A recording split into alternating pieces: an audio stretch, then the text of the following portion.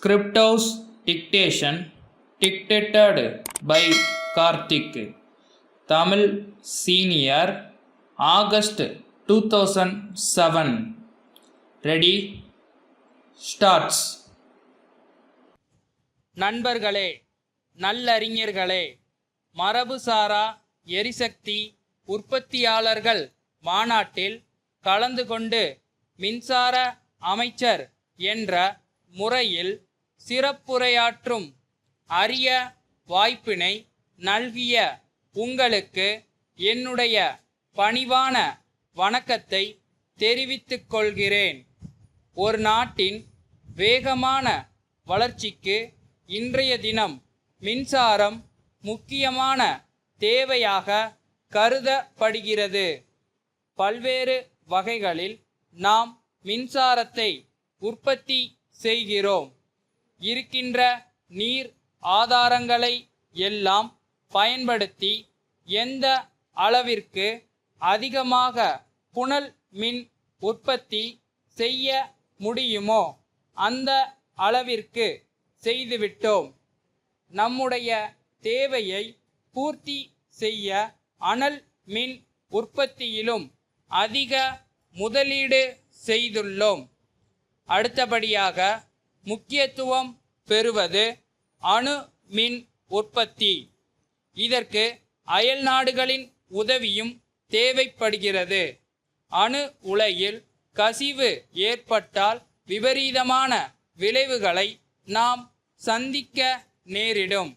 ஆகையால்தான் நம்முடைய அரசு மரபுசாரா எரிசக்தி உற்பத்தியில் ஊக்கமும் ஆக்கமும் காட்டி வருகின்றது என்பதை தெரிவித்துக் கொள்கிறேன்.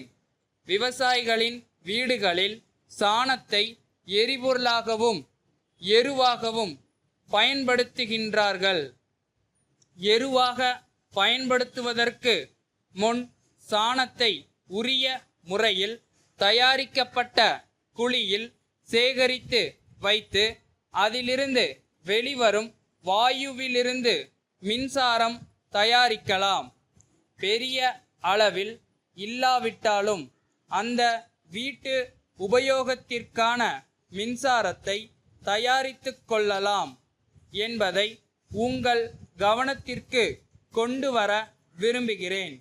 வெளிநாடுகளில் சூரிய சக்தியிலிருந்து மின்சாரம் தயாரிக்கும் முறையை போல நம் நாட்டிலும் தயாரிக்க திட்டமிடப்பட்டு பல மாறுதல்களுடன் இப்போது நடைமுறைப்படுத்தப்பட்டு வருவதை நீங்கள் பார்த்திருப்பீர்கள். அதனால் சுற்றுச்சூழலுக்கு பாதிப்போ சுகாதார கேடோ ஏற்படுவதில்லை. ஆகவே வீட்டுக்கு தேவையான மின்சாரத்தை சூரிய சக்தியிலிருந்து பெற்றுக்கொள்ளும் திட்டத்தை விரிவுபடுத்த அரசு நடவடிக்கை எடுத்துள்ளது என்பதை தெரிவித்துக் கொள்கிறேன். அடுத்தபடியாக காற்றிலிருந்து மின்சாரம் தயாரிக்கும் திட்டம் இருக்கிறது.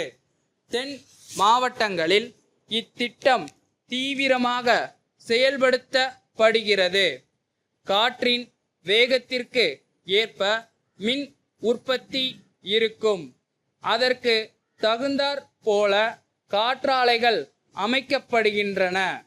சொந்த தேவைக்கு போக எஞ்சிய மின்சாரத்தை மின் வாரியத்திற்கு விற்று விடுகிறார்கள். அதை போன்றே கடல் அலையிலிருந்து மின்சாரம் தயாரிக்கும் ஒரு திட்டமும் பரிசீலனையில் இருக்கிறது என்பதை சுட்டிக்காட்ட விரும்புகிறேன்.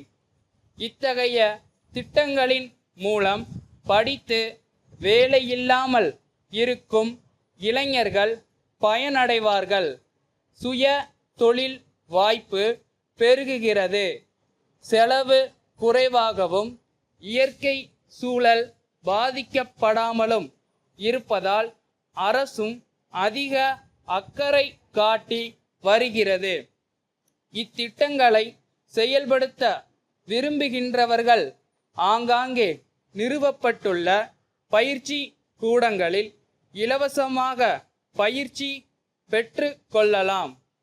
பயிற்சி காலத்தில் உதவி தொகையும் வழங்கப்படும் என்பதை தெரிவித்து என் உரையை முடித்து கொள்கிறேன். வணக்கம்.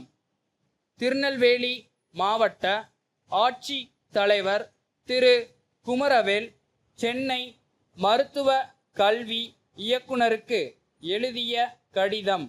ஐயா, நெல்லை மாவட்டத்தில் கடந்த 2 ஆண்டுகளாக கோடை காலத்தில் ஒரு வகையான தொற்று நோயால் கால்நடைகள் பெருமளவில் இறந்துவிட்டன.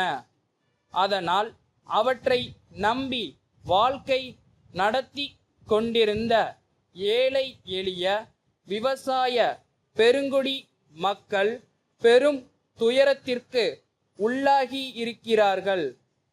வறுமையின் கோர பிடியில் சிக்கிய சிலர் வாழ்க்கையை தேடி பிற மாவட்டங்களுக்கு குடிபெயர்ந்து விட்டார்கள்.